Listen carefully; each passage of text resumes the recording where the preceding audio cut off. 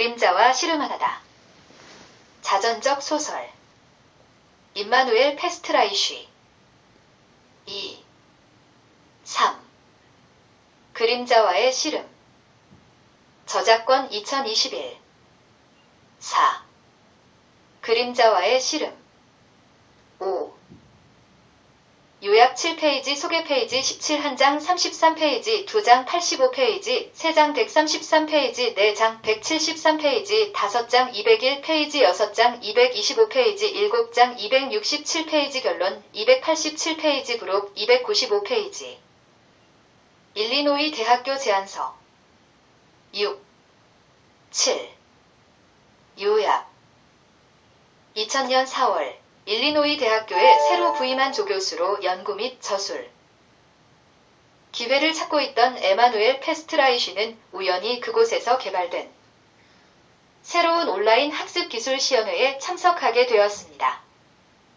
페스트라이쉬는 원격 교육이 아시아의 학계 동료들과 협력할 수 있는 기회를 제공한다는 사실에 깊은 인상을 받고 브레인스토밍을 시작했습니다. 몇 주 만에 그는 일리노이 대학교 어바나 샴페인과 동아시아의 주요 연구기관 간의 온라인 공동 강의, 공동 연구 및 기타 기관 간 협력을 제안했습니다. 도쿄대, 서울대, 북경대입니다.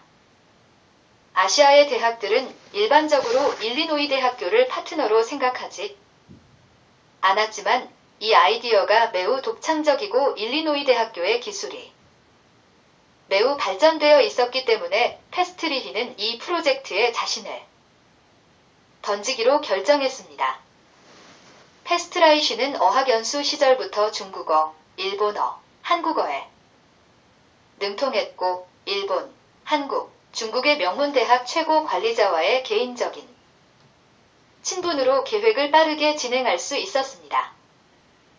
2000년 6월까지 페스트라이쉬는 각 대학의 요구와 관심사에 맞춰 세계 언어로 된 복잡한 제안서를 완성했습니다.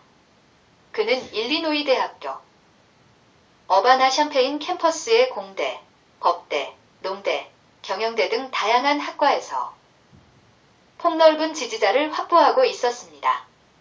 이들 학과는 그가 아시아를 8.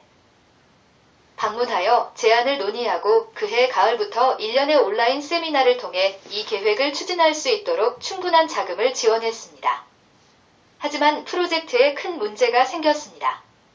페스트라이쉬의 동아시아 언어문화학과 학과장과 교양학부 학장은 이전에는 그의 아시아 여행에 큰 지지를 보냈지만 6월 이후에는 갑자기 그의 아시아 여행에 대한 자금 지원은 물론 제안에 대해 논의하는 것조차 거부했습니다. 반대 의견은 전혀 이해가 되지 않았습니다. 그럼에도 불구하고 페스트라이쉬는 7월에 한국, 중국, 일본을 방문하기 위해 필요한 자금을 확보할 수 있었고 세 학교 모두 그의 제안을 받아들였습니다. 서울대의 열기가 가장 뜨거웠고 북경대와 도쿄대가 그 뒤를 이었습니다.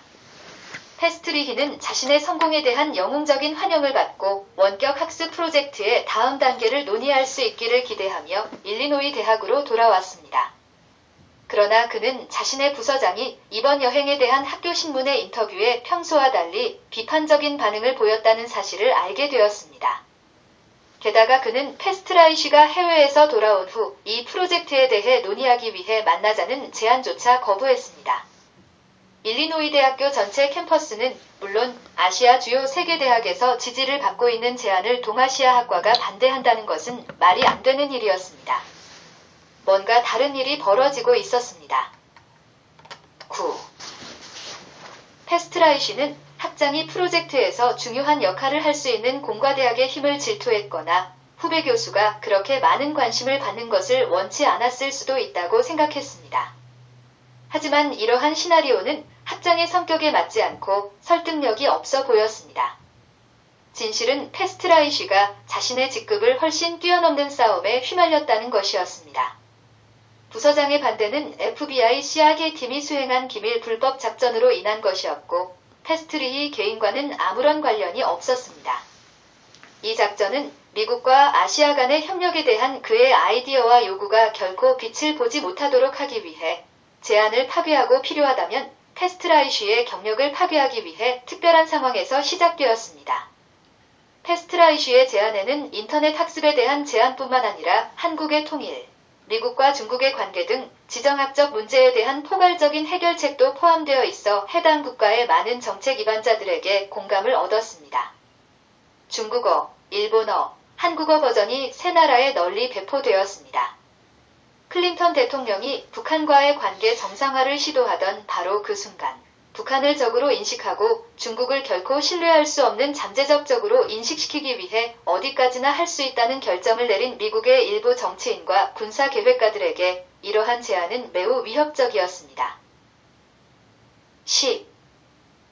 이 캠페인은 아시아에서 미군의 주둔을 유지하고 동아시아에서 미국과 동맹국 간의 불평등한 관계를 유지하기 위해 필요하다고 판단되었습니다.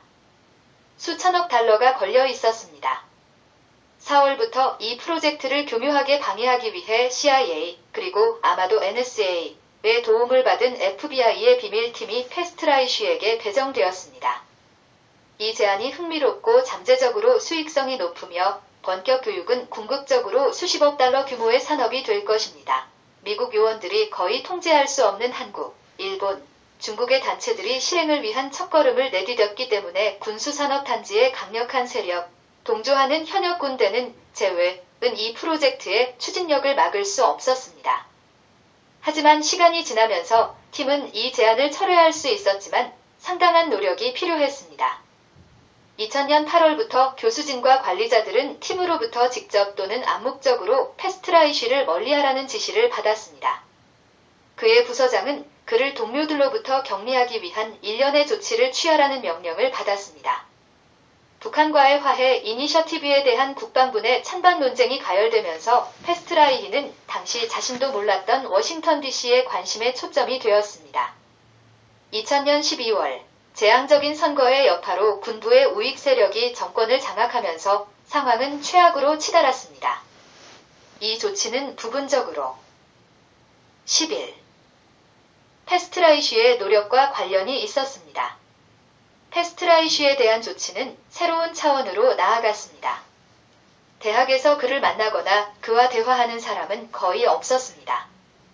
부시 행정부는 군과 정보기관의 주요 요직에 극단주의자들을 임명했을 때 정부와 학계의 다른 반항적인 세력에 대한 경고로 패스트라이쉬에 대한 과감한 조치를 취할 준비가 되어 있었습니다. 그들은 적절한 순간을 기다렸습니다. 2001년 2월 24일 중국의 한 신문이 패스트리히가 동북아시아의 새로운 평화체제를 옹호하는 기사를 게재하면서 결정적인 순간이 찾아왔습니다. 미국과 중국 간의 파트너십에 기반한 공동체에 대한 이 비전은 중국 위협 로비의 마지막 지푸라기였습니다. 패스트라이쉬를 즉시 자살하라는 명령이 내려졌습니다. 조지 W. 부시가 이 명령을 내린 것으로 알려졌지만 부시는 패스트라이쉬에 대한 개인적인 적개심은 없었습니다. 그는 군산복합체 내 파벌의 요구에 응할 수밖에 없었다. 콜린 파월과 다른 사람들의 주장이 없었다면 패스트라이쉬는 살해당했을 가능성이 큽니다. 결국 패스트라이쉬를 죽이려는 사람들은 다른 사람들에게 경종을 울리기 위해 그를 4년 동안 지속적으로 살해 위협과 저급한 괴롭힘을 가하는 것으로 만족해야 했습니다. 그리고 평생 동안 경력 기회를 제한하는 것으로. 12. 패스트라이쉬의 아버지는 지난 2월 정신질환을 앓고 있다는 말을 들은 아들을 면회하러 왔습니다. 아버지는 아들이 말한 모든 문제가 몇 년 전에 제거한 뇌종양으로 인한 망상적 행동에서 비롯된 것이라고 믿게 되었습니다. 친구와 가족을 위해 정교한 동화가 조작된 것이었습니다. 패스트라이쉬는 아버지가 도착하자마자 병원으로 끌려갔고 의학적 검사도 받지 않은 채 정신질 환자로 판정받았습니다. 그는 의학적 평가도 받지 못한 채 항정신병 약물을 투여받는 등 불필요한 치료를 받아야 했습니다. 그를 치료하기 위해 배정된 병원의 신경과 의사와의 만남에서 재미있는 일이 일어났습니다. 의사는 그의 건강에는 전혀 관심을 보이지 않았습니다. 대신 그는 미국 안보의 미래에 대한 그의 의견을 물었고 심지어 그의 아이디어를 설명하는 논문을 보여달라고 요청했습니다. 신경과 의사들과의 만남은 지정학에 대한 브리핑이 되었고 이후 부시 행정부의 전체주의적 통치에 대응하는 방법에 대한 토론으로 확대되었습니다. 2001년 4월, 패스트라이시는 미국의 법치주의 회복을 위한 제안을 내놓았고 여러 측면에서 부시 행정부에 대한 조직적인 반대를 구체화시킨 인물이 되었습니다. 이 그룹은 서서히 통제권을 되찾는 데 중요한 역할을 했으며 2001년 9월 11일 다음 단계로 나아갈 준비를 마쳤습니다. 13. 패스트라이시는 자신이 의견을 제시하는 사람들이 누구인지 알지 못했지만 가끔씩 중요한 인물들과 대화할 기회가 있었습니다. 그러나 대부분의 경우 그는 대학과 미국의 모든 사람들로부터 철저하게 고립되어 있었습니다. 그는 가택연금과 살해 위협을 받는 동시에 미국 국내외 정책에서 중요한 인물로 간주되는 기이한 위치에 놓였습니다. 2001년 2월부터 2002년 여름까지 패스트라이시는 정신질환으로 병가를 냈습니다. 2002년 4월 이후 그는 더 큰 자유를 얻었지만 그를 만나려는 사람은 거의 없었습니다. 그는 18개월의 휴직 후인 2003년에 다시 강의를 할 수 있게 되었습니다. 2004년에는 테뉴어 심사에 다시 도전할 수 있는 기회가 주어졌습니다. 패스트라이시는 2003년에 강연을 할 기회가 있었고 2004년에는 연구를 위해 2달간 일본에 체류할 수 있는 기회도 얻었습니다. 그는 잠시나마 경력을 회복하는 길에 들어선 것처럼 보였습니다. 그러나 2004년 선거가 불법적으로 중단되면서 패스트라이시를 옹호하는 많은 사람들이 정부에서 쫓겨났습니다. 더 이상 살해 위협을 받지 않게 되었지만 패스트라이시는 강력한 자격 요건에도 불구하고 종신 재직이 거부되었고 2004년 12월 일리노이 대학교에서 해임되었습니다. 패스트라이시는 주요 대학의 교수직, 전문대학의 시간제 일자리, 아시아와 협력하는 기업 및 NGO의 기타 일자리 등 수백 개의 14. 일자리에 지원했습니다. 하지만 그는 단 한 번의 면접 기회도 얻지 못했습니다. 대부분의 경우 그의 지원서는 인정받지 못했습니다. 한 가지 예외가 있었습니다. 그는 서면으로 CIA의 정보 담당관 자리를 제안받았습니다. 진지하지 않을 수도 있는 이 제안은 미국에서 부시 행정부에 대항할 수 있는 조직을 가진 유일한 조직이 CIA였기 때문에 가능했습니다. 패스트리히는 이 제안을 받고 일리노이주 시골보다 더 좋은 기회가 있을 것으로 생각한 워싱턴 DC로 이사하기로 결심했습니다. 그는 워싱턴 DC에서 2달 동안 실직 상태로 지냈고 그 일자리 제안도 결국 무산되었습니다. 그는 가족을 한국으로 보내 사돈댁에서 함께 살게 하고 사촌의 작은 방에서 지냈습니다. 2005년 2월 갑작스럽게 국회의사당에서 강연을 하게 된 패스트라이시에게 한국 대사관 외교관과 한국 기자가 다가와 신임 한국 대사를 설득해서 그를 채용하도록 노력하겠다고 말했습니다. 결국 패스트라이시는 법적으로 미국 영토가 아닌 한국 대사관에서 저임금으로 일할 수 있는 자리를 얻었고 워싱턴 DC에서 2년 동안 일하며 겨우 생계를 유지했습니다. 결국 미국에서 다른 일자리를 찾지 못한 그는 2007년 한국의 한 작은 대학에서 교수직을 맡게 되었습니다. 어려운 출발 끝에 학자로서의 입지를 다시 다진 그는 2011년 더 유명한 경희대학교로 자리를 옮겼습니다. 그러나 그는 종신 재직권을 15. 얻지 못했습니다. 그는 대중을 위한 책이나 신문에 기고하는 일을 더 선호했습니다. 2014년부터 2016년까지 한동안 그는 한국에서 꽤 성공했지만 미국에서는 인정받지 못했고 학회에 초청받지도 못했습니다. 간혹 미국 일자리에 지원했지만 완전히 무시당했습니다. 패스트리히 교수는 경희대학교에서 종신교수직을 부여받지 못할 것이 확실해지자 2018년에 한국의 소규모 대학으로 자리를 옮겼습니다. 2019년부터는 가족들의 요청에 따라 워싱턴 DC로 돌아갈 계획을 세웠습니다. 2019년 여름에 귀국한 그는 한국 대사관 및 한국경제연구원 KI 과 계약직으로 일했지만 물가가 비싼 북부 버지니아의 환경에서 생활하기에는 충분하지 않았습니다.